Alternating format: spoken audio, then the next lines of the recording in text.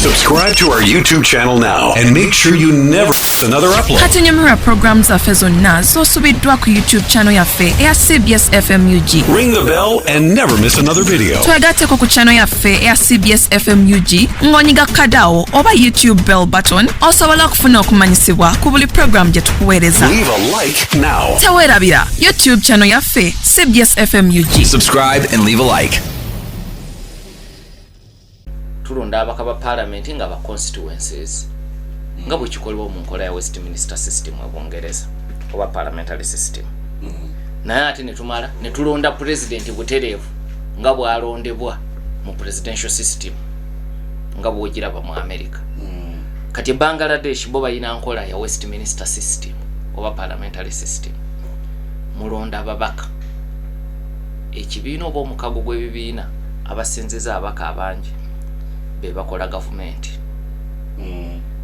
Okulonda okwabwe kutwala olunaku lumu ekyo ne kiggwa era batandise saawa mu n'ekitundu ey'okumakya saawa 10 n'ekitundu bajja kuba baggalawo batandika okubala obululu.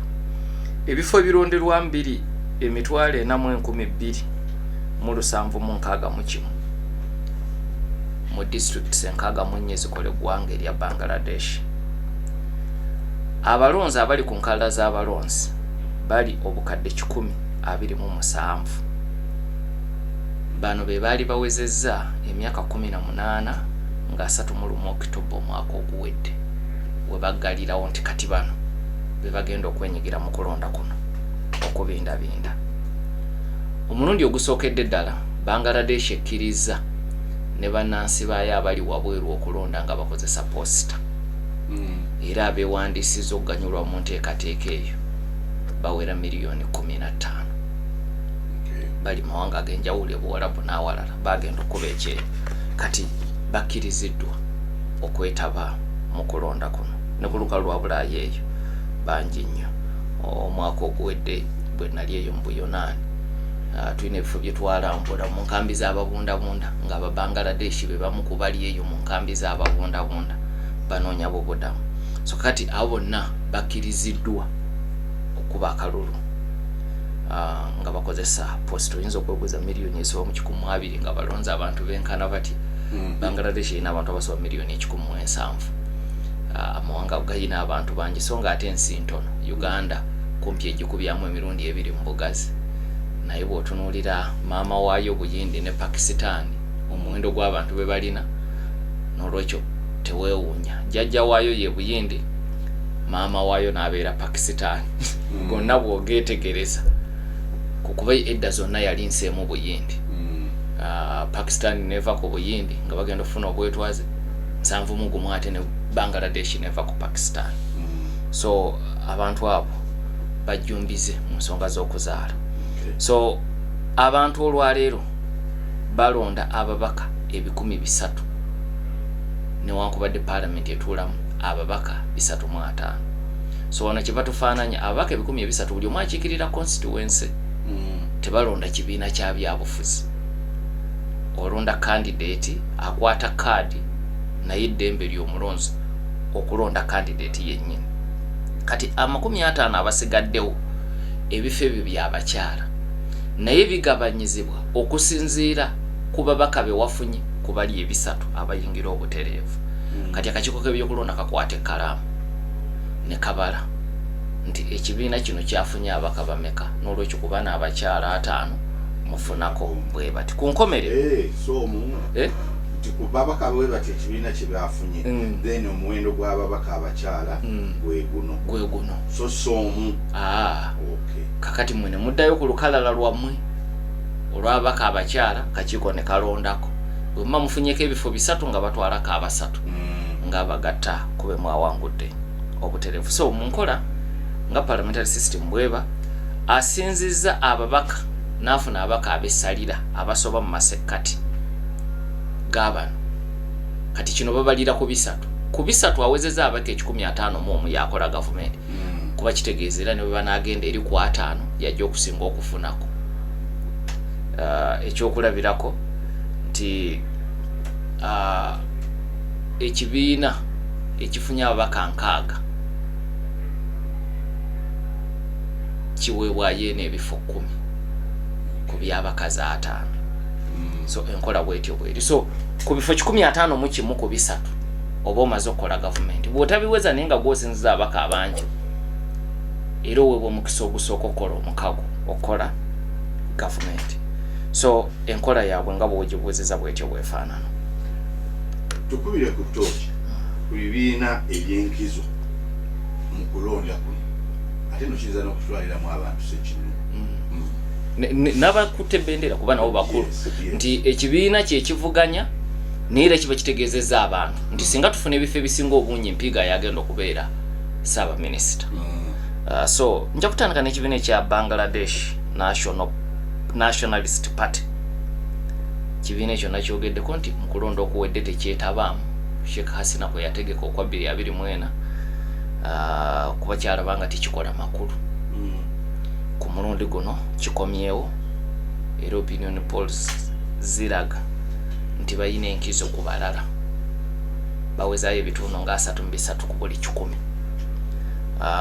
Bangladesh Nationalist Party yegasse n'ebibiina ebirala 10 gwe mukago gwekulembedde era candidate waabwe singa bawangula obuyinza mu kulonda kwa leero ye Tariq Rahman ava mu family ngundiivu mu byobufuzi. Kitaawe ye mutandisi w'ekibiina ekyo, nnyina yaliko Ssaabaminisita emirundi 3 ng'era ali ku kaada y'ekibiina kino ye Khaleda Zia. Khaleda yali Ssaabaminisita Bangladesh okuva 91 okutuusa 96 era we yakola ebyafaayo ng'omukyala asoose okulembera Bangladesh. Yakomawo 96 naye n'ava mangu mu ntebe mu mwaka ogwo gwennyini n'akomawo 21 n'afuga era ekisanja kiramba okutuusa 26.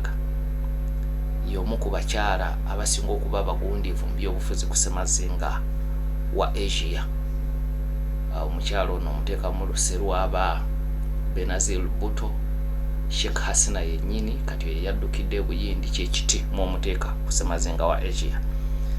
Awaka mu byobufuzi Khaleda Zia ne Sheikh Hasina bagugulana nnyo. Mu bw'abeera mu gavumenti omulala y'abeera opposition leader. Kakati Zia Rahman maama wa Tariq Rahman namwandu wa Ziawal Rahman gwenjogedde mutandisi w'ekibiina kino ekya BNP era yaliko president wa Bangladesh. Nejjukira president wa Bangladesh abawa mikolo obuyinza buli mikono gya Ssaabaminisita. So ba yaliko president wa Bangladesh naye era ye mutandisi w'ekibiina kya BNP. Wabula mu kaseera katono yatemulwa mu mwaka gwa 1981 ng'atandise ekibiina kino kubanga Bangladesh nsinto etandika 7. Kakati 81 omugenzi Rahman bw'atemulwa mukyala we Khaleda Zia ayingira ebyobufuzi butereevu n'atandika okuzoganya ng'enjogera ennaku zino bweri okutuusa lwawangula entebe omulundi ogusooka mu 91 n'afuga ekisanja kiramba nga Ssaabaminisita. Kakati family eno ngundiivu mu byobufuzi nti ba Ziaul Rahman yali mulwanyi yaliwo olutalo nga lubalukawo mu 1971 era y'omu ku balwanyi abaali ab'amaanyi mu lutalo olwo. Kati ekibiina kyo n'akitondawo mu 1978 era nga bwenjogedde nti BNP kumala ebbanga ezeegaba n'obuyinza ne Awami League ya Sheikh Hasina kati eyaweereddwa yaganiddwa n'okwetaba mu kulonda kuno. Kati Sheikh Hasina n'Awami League batwala obuyinza mu 2009 baateeka akazito kanene ku BNP. Khaleda ye kennyini ng'amaze okubeera ku Ssaabaminisita emirundi 3 ne bamusibira awaka ng'avunaanibwa emisango gya bulyake nga takkirizibwa kuva awaka. 2018 emisango egyo ne gimukka mu vvi wabula era n'asibwa. Kati revolution eno bwe yabadde we yagoba Sheikh Hasina mu 2024 yayimbwa yambuddwa n'emisango gyonna ne bagimujjako bagitutte nti gyali gya byabufuzi. Kakati okugenda kwa Sheikh Hasina n'ekibiina kye kya Awami League kukomezawo BNP si kibiina kipya mu byabufuzi. Kati candidate gwe balese kuba president Tariq Rahman ava mu family eyo mwami n'omukyala abatandisi ba BNP nenga bonna b'amaanyi. Kati mutabani waabwe olwaliro ne musajja mukulu aweze emyaka 6 naye abadde mu bwanga nguso kumala emyaka 17. Sheikh Hasina bw'akwata obuyinza n'asiba nnyina yakitegeera nti yaddako n'abennyeka mu nsuwa n'adduka n'agenda e Bungereza gy'abadde okutuusa Desemba omwaka oguwedde lwe yakomyewo akume bamemba mu kibiina kya kitaawe ne nnyina beetabe mu kulonda kuno okw'olunaku olwaleero mukulonda kuno katugenda waliwo wano obubaka bwa Munamole Abdul Wasik atuzizzaako eri ku Zambia naga nti yaliko e Zambia mu Oktoba omwaka oguwedde n'abuuza owa takisi yali amuvuga nti waayi Edgar Lungu omwogerako ki n'amugaa nti ye amujjukiranga yali pulezidenti w'abantu era ye n'amugamba dereeva oyo nti abantu wano Lungu bamwagala. Ndoza kikuzayo ku kiri kye nagambye nti embeera hikirema gy'ataddewo ate siraba ngeri gy'emuyamba ekosa mukose mu byobufuzi webale nnyo Abdul Wasik watusigira ku kifaananyi ekyo. Kati ekibiina ekirala eky'amaanyi kye Jamaat e Islami era kitera okufunzibwa nga Jamaat mu ggwanga lya Bangladesh.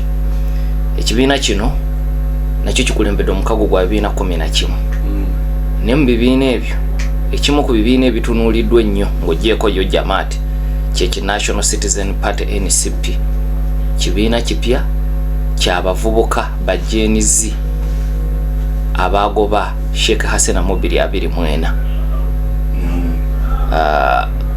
Akulembera omukago guno era ye mukulembeze wa Jamaat Shafiq Rahman wa myaka 67 abadde mu byobufuzi okuva mu buvubuka bwe mu 73 lwe yayingira ekibiina kino ekya Jamaat nga muvubuka era yatandikira mu kiwayi ky'aba musaayi muto. Oluvannyuma bw'ava ku university n'ayingirira ddala Jamaat yennyini. Jamaat mu kiseera ekyo yali ettunka nnyo ne Awami League ey'aba Hasina. Jjukira BNP gye twogeddeko etandika luvannyuma 79. Kati mu kiseera ekyo Jamaat ye yaliwo nga ettunka ne Awami League. Omutandisi wa Jamaat Abu Ala Maududi yagitandika mu 1941 nga bakyali mu bufuzi bw'amatwale ng'ekitundu kino kyonna kikyayitibwa Buyindi. India, Pakistan ne Bangladesh nga wonna Bungereza ekyayitawo Buyindi. Kati mu 1971 olutalo bwe lubalukawo Jamaat yo yali tekkaanya na kyakwekutula ku Pakistan. Kati jjukira Awami League bawagira kwekutula ku Pakistan. Aba BNP tubalabye omutandisi waayo generali naye yali mu lutalo olw'okwekutula ku Pakistan. Kati ndowooza olaba ideological difference. Jamaat yonge gamba tewali nsonga lwaki twekutula ku Pakistan, tuba b'amaanyi nga tusigadde wamu. Kati olutalo bwe luggwa nga Bangladesh yeekutudde aba Awami League bwe bakwata obuyinza ekibiina kino baakiwera kuba baabatwala nti beenyigira mu kulya mu nsi yaabwe oluku. Baawagira Pakistan kati ate kiki kye baagala Bangladesh. Kati era abasumulula ye BNP mu 1979 bwekwata obuyinza ne bajjako envumbo ne bakkiriza okuddamu beetabe mu byobufuzi era ne bagiwagira. Mu gavumenti ez'emikago ezaddako BNP ze yakola yatambulanga n'aba Jamaat bano ekyokulabirako mu 9 ne 2021 omuwendo ogw'essalira BNP yagufunanga lwa Jamaat. Kakati Hasina bw'akomawo Awami League ekomyewo 2009 n'ezuukusa olutalo. Jjukira mu Gyensanvu Awami League yawera Jamaat. BNP egikomezaawo balina mu gavumenti ng'ab'omukago.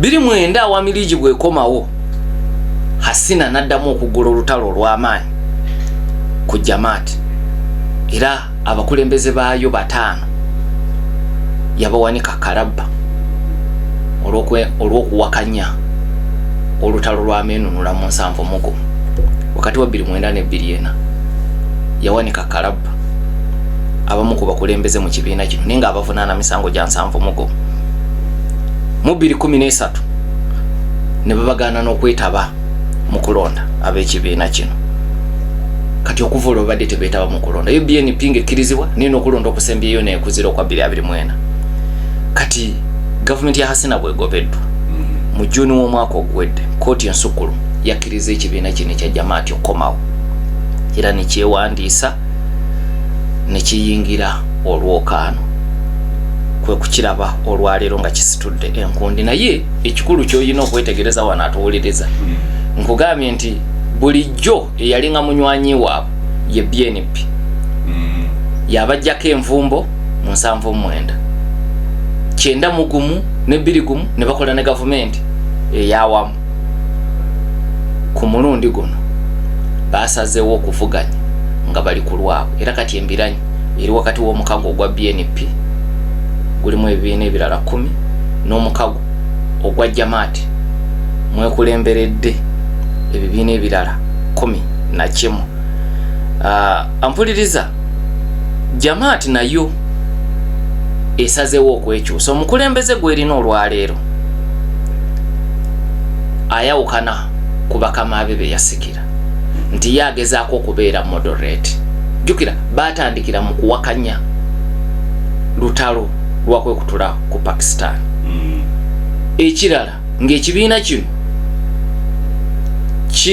kiririza nnyo mu nsonga eza sharia era nga tebasembeza naba nzikiriza ndala naye omukulembeze ono omupya enkola ye yanjawulo mu kulonda kuno kugenda maaso lwe basimbyewo candidate omuhindu asoose Nandi Krishna ng'avuganya mu constituency ya Kuluna guno gwe mulundi ogusoose ekibiina kino ekya Jamaati okusimbawo omuntu atali mu Isiraamu kati iyo nkyukakyuka y'amaanyi mu byobufuzi nga bagezaako okugaziya obuwagizi bwabwe kati ate ne beegatta n'ebibiina ebirala kati bye bakulembedde oli babadde mu mikago gya BNP nga be bali emabega kati guno omukago be bagukulembedde batunke ne BNP era tewali kubuusabuusa omu ku bo yagenda okukola gavumenti okulonda kuno nga kuwedde mpuliriza nkutegeeza nti mu bibiina ebirala 11 Jamaati byetambudde nabyo mulimu ekibiina ekya NCP kino kyatondeddwawo mwaka guwedde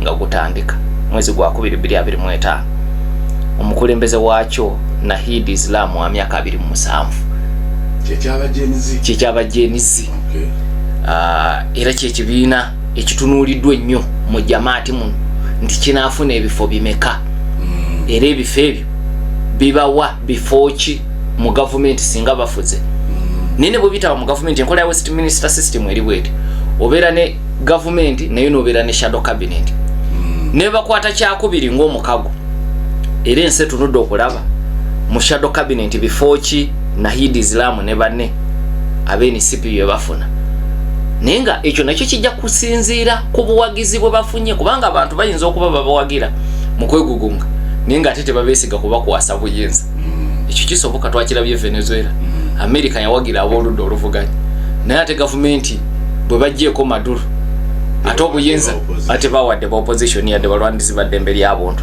so kati awo nawo waliwo okwetegereza ekirala ekyokwetegereza mu kulonda kuno kubo ki